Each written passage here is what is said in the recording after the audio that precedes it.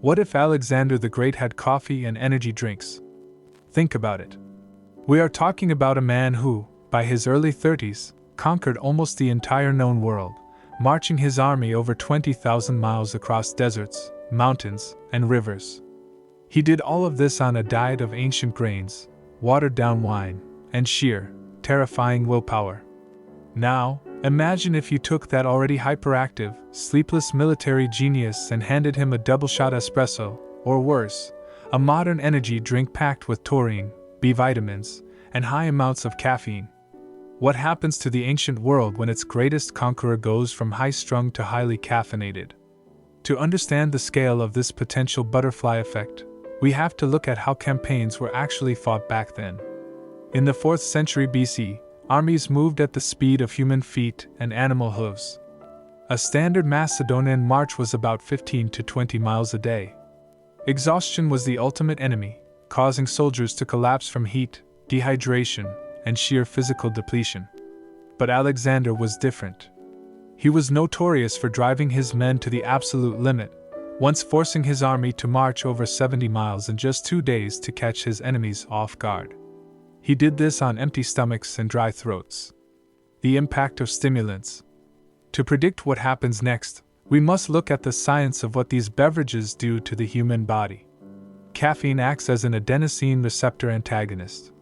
In a normal, exhausted soldier, adenosine binds to receptors in the brain to signal that the body is tired.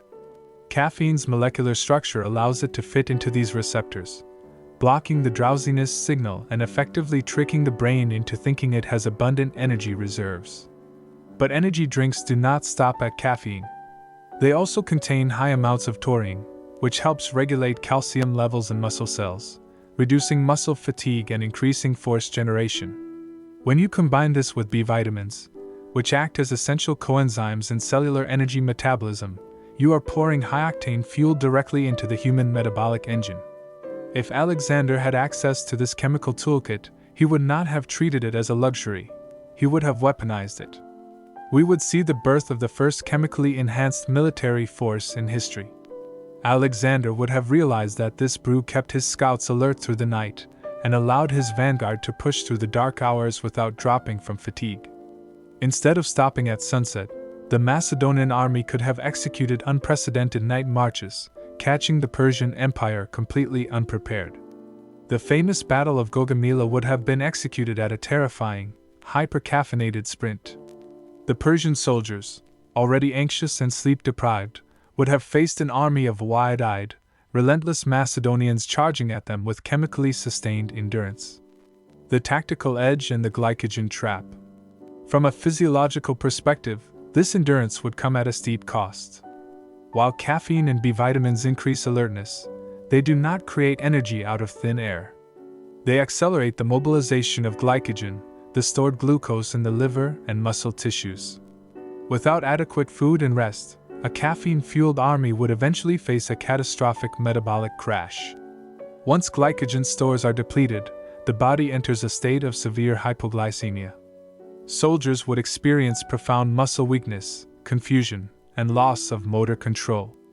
Alexander, operating without modern nutritional knowledge, would likely push his men past this threshold, misinterpreting their caffeine-induced alertness as physical readiness.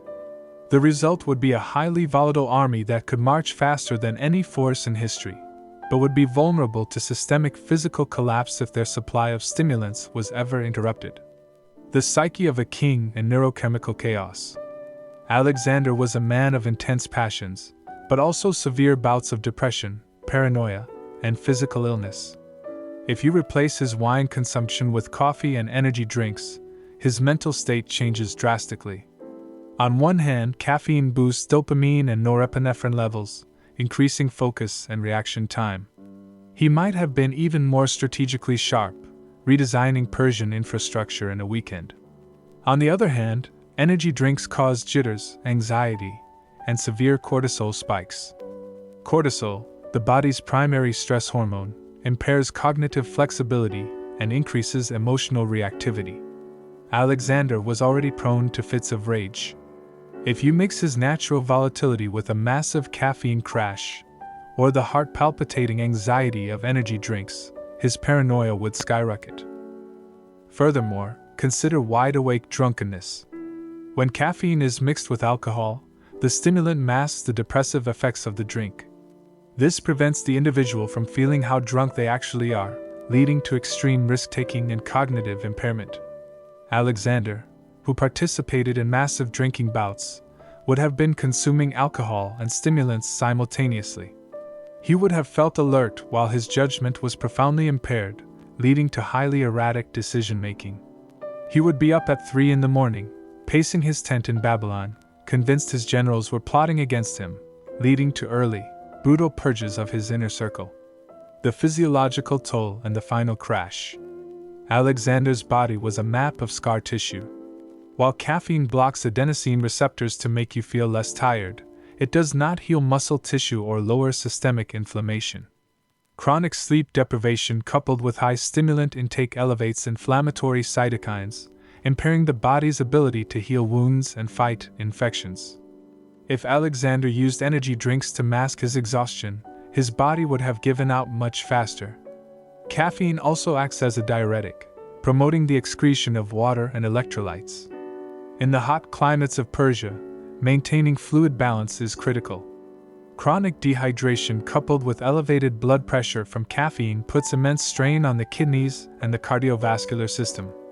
Instead of dying at 32 from a fever, Alexander might have suffered a massive cardiac event in his late 20s, collapsing mid-speech while trying to convince his men to march deeper into India. The global aftermath. Yet, what if he survived the physical toll?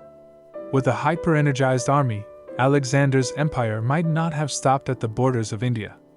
If he had a supply chain of coffee, he might have coaxed his mutinous soldiers further, altering the entire course of Asian history.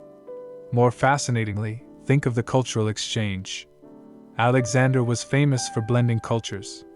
If he discovered the energizing properties of the coffee plant, he would have integrated it into his royal court. We might have seen the world's first coffee houses opening in Alexandria and Babylon a millennium early. Philosophers in Athens would be debating while sipping espressos, and Roman senators would be fueling their campaigns with iced beverages. The intellectual and industrial development of the world would have been fast-forwarded. But ultimately, caffeine is a double-edged sword.